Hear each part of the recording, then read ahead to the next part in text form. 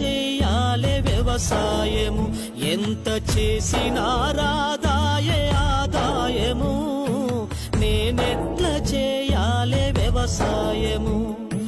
రైతుగా బతుకంటే భారమవుతుంది, రైతుగా బతుకంటే భారమవుతుంది, అన్నదాత పేరు అధ్వానమవుతుంది, నేనెట్ల చెయ్యాలే వ్యవసాయము, ఎంత చేసినా రాదాయే ఆదాయము, నేనెట్ల చెయ్యాలే వ్యవసాయము.